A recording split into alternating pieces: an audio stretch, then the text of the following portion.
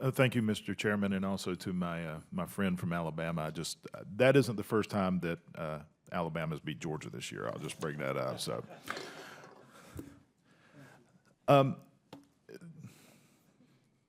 Dr. Smith, just for a few minutes here, I want to set aside hyperbole. I want to set aside tales of apocalypse of global warming. And I want to look at facts. I want to look at truth. My concern is the health and the welfare of the people of this nation, more specifically the 11th Congressional District in Georgia. I've looked a lot into this, and you may say I want to look at the real impact overregulation by the government is having on the health, the welfare of the people of this nation.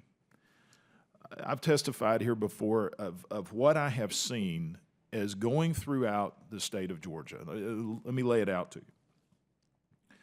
Because of overtaxation and overregulation, many textile mills and other manufacturers that once dotted the landscape throughout Georgia that provided employment for generations of families. You had sometimes 3 generations of families working either in the factory or in a supporting business in a small community, a thriving small community in Georgia.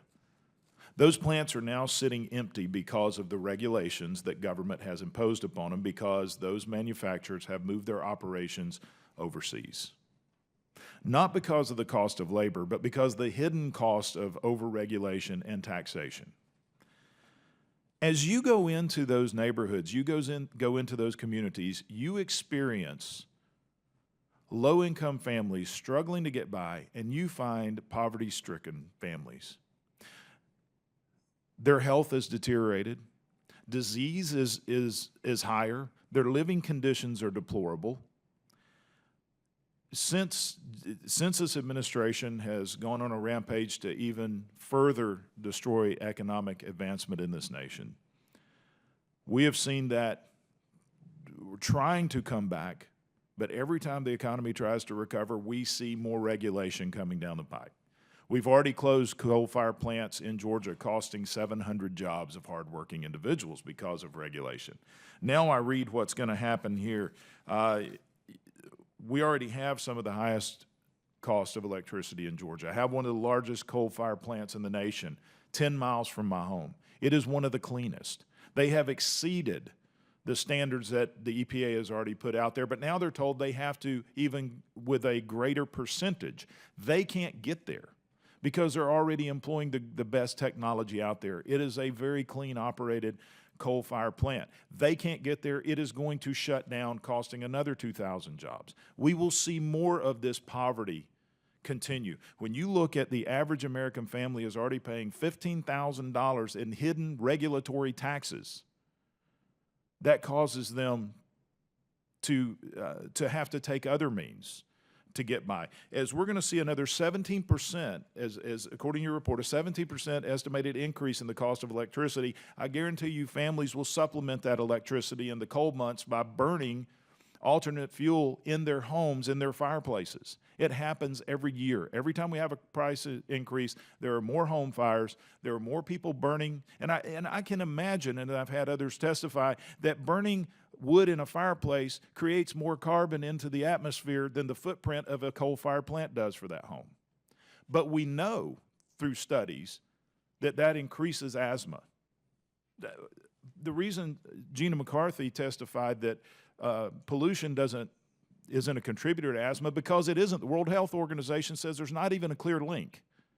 But indoor air pollution is. So my question, what are we going to see on a national scale if CPP is implemented on the impact of the economy and the average working family in this nation?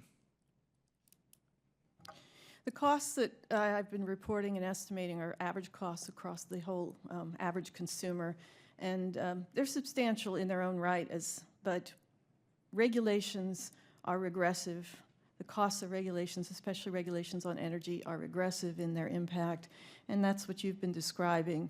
And there's no question that people, if they have a hard time meeting their electricity bill, are going to resort to sources of energy in their home, warming, that creates indoor air pollution, and there's no question that indoor air pollution is a bigger problem than outdoor air pollution at this time, especially open fires in homes.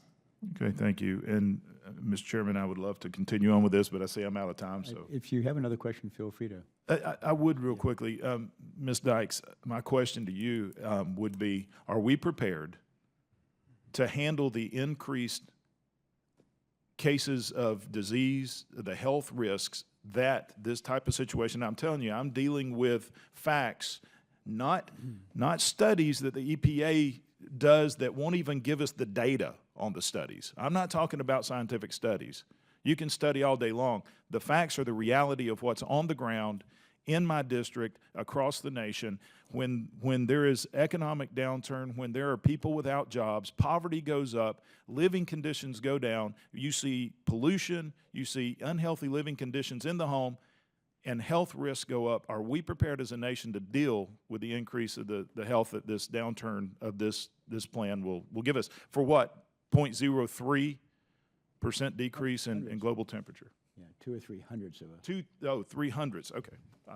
Thank you for the correction. Well, I agree with you. I think that to the extent that, I'm excited to talk today, not about hypotheticals and studies, but about the real experience, the verified successes that we've had in the Reggie region through implementing for several years a program that is a model for how states can comply with the Clean Power Plan. And you've heard from the panelists a variety of different concerns about impacts on customers, reliability impacts. We're experiencing those today because of the lack of action that's caused increased storm volatility. We've had 5 major storms roll through our state in 2011, 2012 that knocked out power to 800,000 customers. We have substations that have to be built up because of storm surges now, that have not been affected for decades.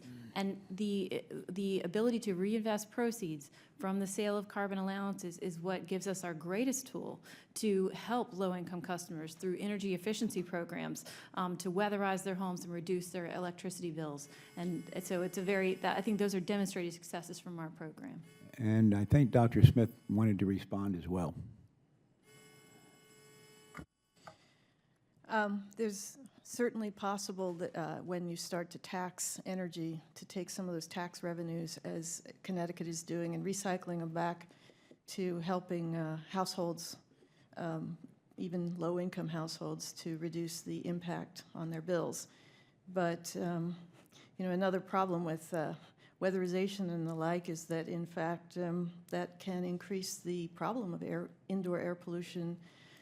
And if people continue to try to find cheaper ways to meet their needs for warmth, that'll continue.